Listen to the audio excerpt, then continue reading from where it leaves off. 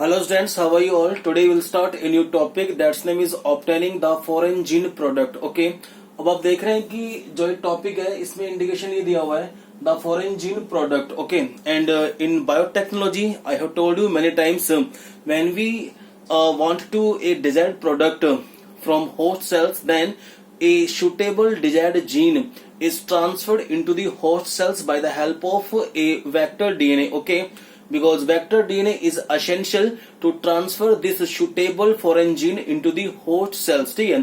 अब बातें चल रही है अपनी बेटा कि हमें किसी ऑर्गेनिज्म से ठीक है एक जीन आइसोलेट करना है, लेकिन पहले हमें उस जीन के बारे में पता होना चाहिए. ठीक है कि what is the role of this gene into organisms body. ठीक है. जैसे एग्जांपल दे रहा हूं आपको मैं स्ट्रेप्टोकोकस बैक्टीरिया का. ठीक है कि स्ट्रेप्टोकोकस बैक्टीरिया के अंदर एक वो जीन पाया जाता है that is responsible to produce an enzyme that is called streptokinase. Okay.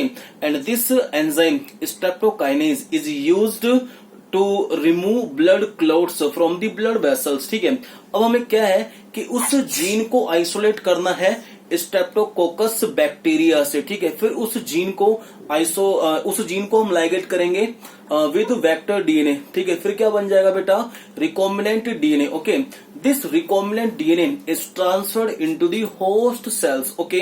अब मैंने आपको बताया कई बार कि जो वेक्टर डीएनए होता है उसके पास जो स्पेशल फीचर है, okay, that is oocyte. It consists oocyte, and by the help of oocyte multiplication or gene cloning process takes place into the host cells. ठीक है कि जितनी बार वेक्टर डीएनए रेप्लिकेट करता है, ठीक है, कई बार बता चुका हूं आपको इस चीज के बारे में, उतनी बार जिस जीन को, जिस डिजायर्ड डीएनए को हमने भेजा है लाइगेट करके उस वेक्टर डीएनए के साथ, वो भी मल्टीप्लेक्शन करेगा इनटू दी होस्ट सेल्स. ठीक है.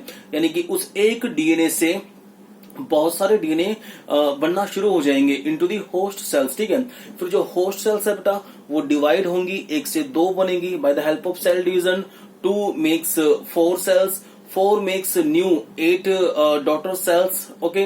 तो ये सेल्स का नंबर भी बढ़ता जाएगा होस्ट सेल्स का. ठीक है. और उन सभी होस्ट सेल्स के अंदर वो डिजायर्ड जीन पहुंच जाएगा जो हमने किसी एक होस्ट सेल्स में इंसर्ट करवाया था bye the help of vector DNA. Okay.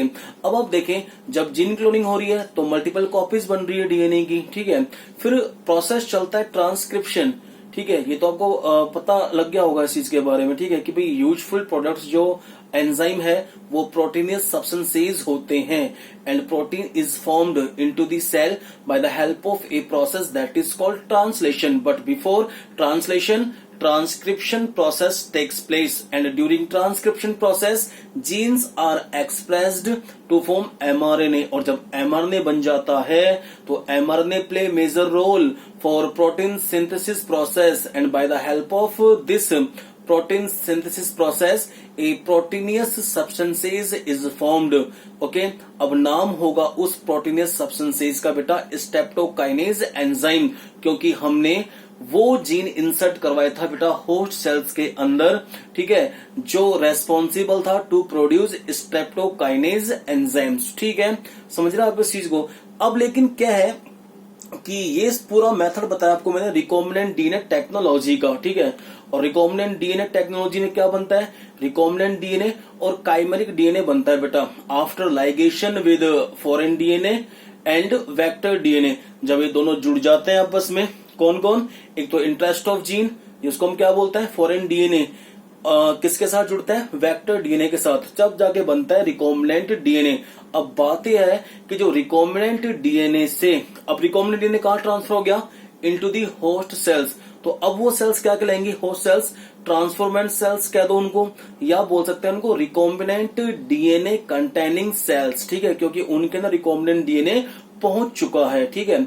अब इस रिकॉम्बिनेंट डीएनए से जो प्रोटीन बनती है by the help of translation, ठीक है, this protein will be known as recombinant protein. समझ गए आप इस चीज का मतलब? ठीक है. यही पढ़ना है हमें आज के टॉपिक में. ठीक है कि रिकॉम्बिनेंट डीएनए से बनने वाली प्रोटीन को हम बोलेंगे रिकॉम्बिनेंट प्रोटीन. ठीक है. जो किसकी हेल्प से बनी है बेटा? जेनेटिक इंजीनियरिंग की हेल्प से, जो एक प्रिंसिपल है किसका बेटा, बायोटेक्नोलॉजी का, ठीक है, क्योंकि वही तो है जेनेटिक इंजीनियरिंग में कि हम जीन को मैनिपुलेट कर रहे हैं, हम किसी एक सेल से जीन निकाल रहे हैं, यूजफुल जीन, उसको लाइगेट कर रहे हैं एक वीकल डीएनए के साथ, फिर वो वीकल डीएनए उसको ट्रांसफर कर रहा है इनटू दी होस्ट सेल्स, ठीक है, और फिर हम उस होस्ट सेल से ऑब्टेन कर रहे हैं किसको, रिकॉम्बिनेंट प्रोटीन को, ठीक है, लेकिन जो रिकॉम्बिनेंट प्रोटीन बनी है ये किससे बनी है, रिकॉम्बिनेंट डीएनए से, ठीक है। There are some examples of recombinant proteins, जैसे पहला एग्जांपल दूंगा आपको मैं, जो बायोटेक की हेल्प से बनाए जा चुके हैं, ठीक है, वो है इंसुलिन। अच्छा, स्टार्टिंग में जब हम पढ़ रहे थे बेटा तो मैंने आपको बताया था there are some sub branches of biotechnology like plant biotechnology, animal biotechnology, medical biotechnology, ठीक है। तो हम डिस्कस करेंगे अब मेडिकल बायोटेक्नोलॉजी का, कि in case of medical biotechnology different kinds of chemical drugs are produced that are used to treat disease. पहला जैसे किसको बताया मैंने आपको, इंसुलिन, और इंसुलिन का नाम सुनते ही शायद आप बता देंगे कि what the role of insulin, ठीक है। Insulin is used for treatment of diabetes, ठीक है। दूसरा एग्जांपल दूंगा आपको मैं, कैल्सीटोनिन। ये बेटा सारे एग्जांपल हैं रिकॉम्बिनेंट डीएनए प्रोटीन के, ठीक है, और ये इनके फंक्शंस हैं सारे, ठीक है, इन रिकॉम्बिनेंट प्रोटीन्स के जो बायोटेक की हेल्प से बनाई जा चुकी हैं। कैल्सीटोनिन है, calcitonin is used for treatment of rickets, okay. Number third recombinant protein is ReoPro, okay. ReoPro proteinous substances is used to prevent blood clots। किसको प्रिवेंट करती है बेटा ये रियोप्रो प्रोटीन, ब्लड क्लोट्स को, ठीक है। नंबर फोर्थ हम बात करेंगे tissue plasminogen activator. This tissue plasminogen activator is also known as streptokinase, ठीक है। अभी आपको एग्जांपल दिया मैंने स्ट्रेप्टोकाइनेज एंजाइम्स का, ठीक है। It is also known as tissue plasminogen activator, ठीक है। अब ये जो टिश्यू प्लाज्मिनोजन एक्टिवेटर है बेटा, it is used to dissolve blood clots, कि अगर ब्लड क्लॉट्स बन जाते हैं ब्लड वेसल्स के अंदर, ठीक है, तो उनको डिसॉल्व करने में हेल्प कौन करता है, स्ट्रेप्टोकाइनेज एंजाइम्स, ठीक है। फिर और एग्जांपल्स हैं रिकॉम्बिनेंट प्रोटीन्स के जो यूज में आते हैं फॉर ट्रीटमेंट ऑफ डिजीज, जैसे एग्जांपल दूंगा भी आपको मैं नंबर 5 पे, interferon, okay. Interferon is used to prevent या इसको आप लिख सकते हैं ट्रीटमेंट ऑफ वायरल इन्फेक्शन। बेटा एक थेरेपी होती है, उस थेरेपी को हम बोलते हैं इम्यूनोथेरेपी, ठीक है। In immunotherapy interferon is used, okay, to prevent viral infections, ठीक है, कि भाई वायरस एक बार अगर इन्फेक्शन हो गया तो दूसरी नॉर्मल सेल्स को इन्फेक्ट ना करें, ठीक है। उसके लिए हम किसको यूज करते हैं, इंटरफेरॉन्स को, किस थेरेपी के अंदर, इम्यूनोथेरेपी के अंदर, ठीक है। फिर हम बात कर रहे हैं DNAs. This DNAs enzyme is used for treatment of cystic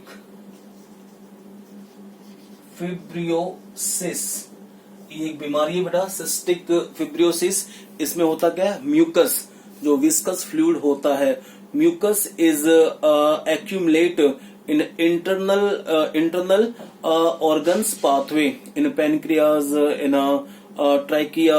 okay, वहां पर क्या है बेटा, म्यूकस जम जाती है। ठीक है, तो डिजीज का नाम क्या है उसका, सिस्टिस फाइब्रोसिस। तो उसके ट्रीटमेंट में यूज करते हैं अपन किसको, डीएनएज को। ये कुछ एग्जांपल्स थे रिकॉम्बिनेंट प्रोटीन के, that are produced by the help of recombinant protein. अब बात चल रही है अपनी कि ये ऑप्टेन तो हमने की है कहां से, होस्ट सेल से, लेकिन किसी एक होस्ट सेल से की है या बहुत सारी होस्ट सेल से हमने इसको ऑप्टेन किया है। ठीक है, देखो लार्ज प्रोडक्शन अगर हमें चाहिए इन रिकॉम्बिनेंट प्रोटीन्स का, इन ड्रग्स का, ठीक है, जैसे इंसुलिन है, इंसुलिन हमें लार्ज प्रोडक्शन चाहिए। ठीक है, जैसे 5 करोड़ हमें ट्यूब्स बनानी है, ठीक है, इंसुलिन हार्मोन्स की, तो इसका एक इंडस्ट्रीज में लार्ज प्रोडक्शन होगा ना बेटा।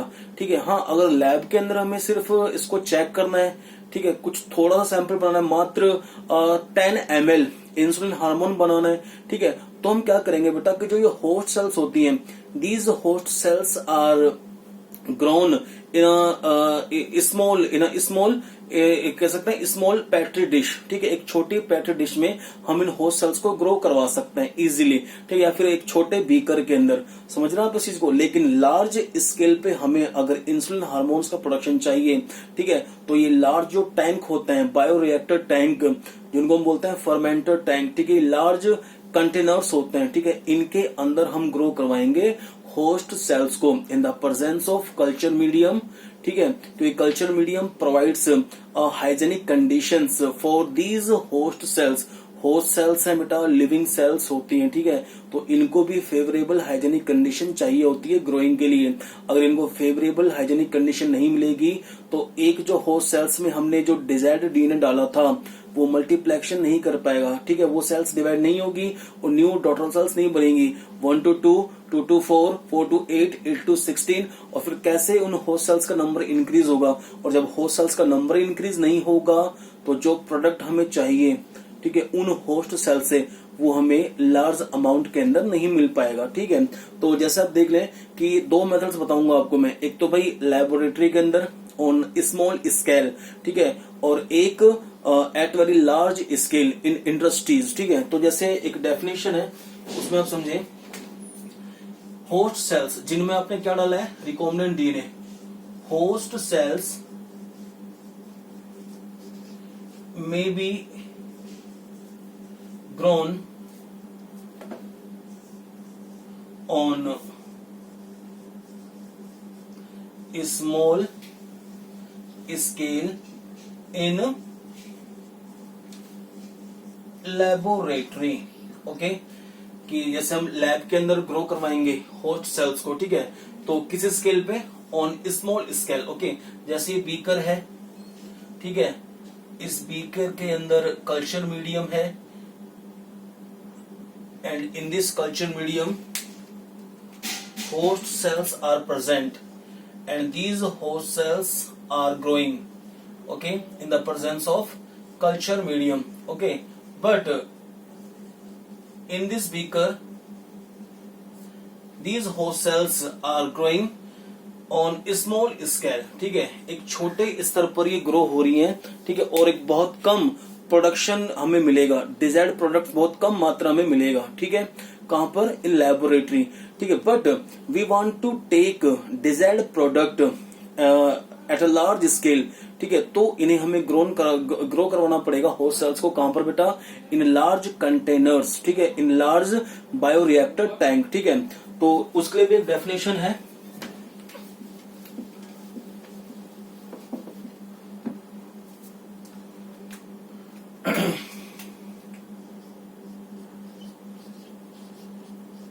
host cells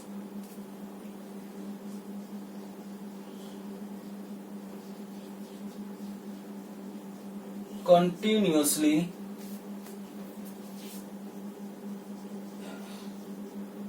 multiplied in a culture system to produce a desired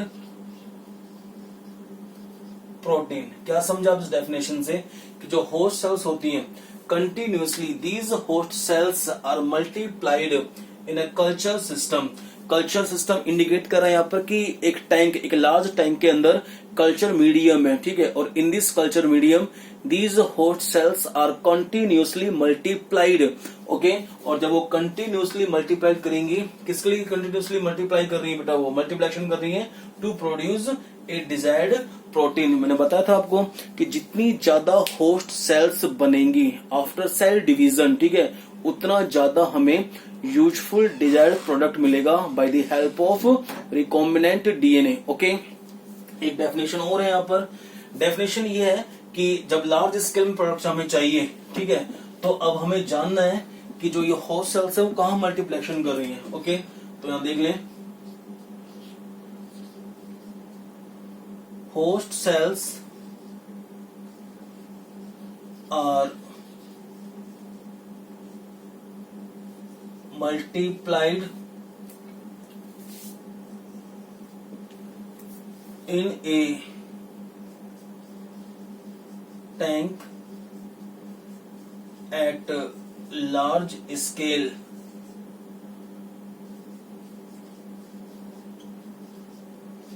that is called bioreactor tank, ठीक है, कि जो होस्ट सेल्स हैं, ठीक है, they are multiplied in a tank at large scale, एक बड़े पैमाने पर, ठीक है, कि हमें बहुत ज्यादा अमाउंट में क्या चाहिए, डिजायर्ड प्रोडक्ट चाहिए, ठीक है। तो हम होस्ट सेल्स को कहां ग्रो करवाएंगे बेटा, कहां ग्रो कराएंगे, eight large scale in a tank in a large vessels that is called bioreactor tank, or simply you can say that multiplication of host cells takes place in a tank that is called bioreactor tank, okay। in a bioreactor tank hygienic conditions are present for growth of host cells, ठीक है। होता क्या है बेटा कि जो bioreactor tank होता है ना, ठीक है, उसमें chemical process takes place, okay. By the help of this chemical process raw materials कौन है, host cells, okay. Raw materials converted into the useful products in hygienic conditions, okay. Bioreactor provides optimal conditions for the growth of host cells, ठीक है। जो bioreactor है उसमें एक suitable temperature होता है, ठीक है, प्रॉपर अमाउंट ऑक्सीजन का होता है, ठीक है, प्रॉपर पीएच लेवल होता है, समझ रहे हैं आप इस चीज को, ठीक है। तो यानी कि बायोरिएक्टर के अंदर, बायोरिएक्टर टैंक के अंदर मतलब एक हाइजेनिक, एक फेवरेबल कंडीशन होती है जिसमें इजिली जो होस्ट सेल्स होती हैं they multiplied, okay, to increase their numbers, ठीक है। और जब उनका नंबर बढ़ेगा तो बता चुका हूं आपको मैं कि जो हमें लार्ज अमाउंट में प्रोडक्ट चाहिए वो भी हमें उनसे मिलेगा, ठीक है। अच्छा, एक और है इसमें कि बायोरिएक्टर के अंदर बेटा दो पाइप लगे होते हैं, इनलेट पाइप और आउटलेट पाइप, ठीक है। एक तरफ से हम क्या करेंगे, फ्रेश कल्चर मीडियम, क्योंकि culture medium is essential for the growth of host cells, ठीक है। एक तरफ से हम क्या कर रहे हैं कि fresh medium is added into the bioreactor tank, okay. और दूसरी तरफ से used culture medium is drained out, ठीक है। एक तरफ से तो हम फ्रेश मीडियम डाल रहे हैं और उसी फ्रेश मीडियम के अंदर होस्ट सेल्स प्रेजेंट हैं, ठीक है। अब वो दोबारा मल्टीप्लेक्शन करेंगी, दोबारा सेल डिवीजन करेंगी इनटू दी बायोरिएक्टर टैंक, है ना, in the presence of culture medium, ठीक है। तो एक तरफ से तो हम इस टैंक में क्या कर रहे हैं, फ्रेश मीडियम डाल रहे हैं, ठीक है। और दूसरी तरफ से कि जो कल्चर मीडियम यूज्ड हो चुका है by the help of host sales, क्योंकि तो होस्ट सेल्स न्यूट्रिएंट्स मीडियम जो है उसको कंज्यूम करती हैं, जो भी यूजफुल मैटर्स हैं उस कल्चर मीडियम के अंदर उन सबको यूटिलाइज कौन करेगा, होस्ट सेल्स, ठीक है। तो यानी कि जब पूरा यूटिलाइज कर लेंगे उस मीडियम के अंदर जितने भी जो न्यूट्रिएंट्स वगैरह हैं, जितने भी जो यूजफुल मैटर्स हैं, ठीक है, तो उसको मैं बोलूंगा यूज्ड मीडियम। तो used medium is drained out from one side of bioreactor tank, ठीक है। और उसी यूज्ड मीडियम के अंदर हमें जो है होस्ट सेल्स भी मिलेंगी और हमें जो मेन हमें चाहिए, ठीक है। मेन हमें क्या चाहिए, यूजफुल प्रोडक्ट्स, डिजायर्ड प्रोडक्ट्स, ठीक है, वो भी हमें उससे मिल जाएगा। समझ रहे हैं आप इस चीज को? तो यानी कि अभी आपको सिर्फ इतना समझना है, बताऊंगा मैं, अभी आपको डीपली पढ़ाऊंगा बायोरिएक्टर टैंक के बारे में, ठीक है, कि बायोरिएक्टर टैंक किस तरह वर्क करता है, ठीक है। अभी सिर्फ आपको इतना जानना है कि रिकॉम्बिनेंट डीएनए से जो रिकॉम्बिनेंट प्रोटीन बनी है वो 2 स्केल्स पे बनती है बेटा, ठीक है। On small scale in laboratory, in a beaker, on a small petri dish, ठीक है, but at very large scale in industries, okay, this multiplication of host cells takes place in a tank और large vessels, that is called bioreactor tank, ठीक है। और बता भी आपको मैंने कि बायोरिएक्टर टैंक के अंदर हाइजेनिक और फेवरेबल कंडीशंस मिलती हैं, किनको, होस्ट सेल्स को, फॉर ग्रोइंग, ठीक है। और अब नेक्स्ट क्लास के अंदर बेटा मैं वो पढ़ाऊंगा बायोरिएक्टर टैंक के बारे में, कि भाई इसके अंदर क्या क्या चीज होती है, ठीक है, और वो क्या क्या मतलब ऑप्टिमल कंडीशंस होती हैं इसके अंदर जो एसेंशियल हैं, किसके लिए, होस्ट सेल्स के लिए। ओके, थैंक यू बेटा।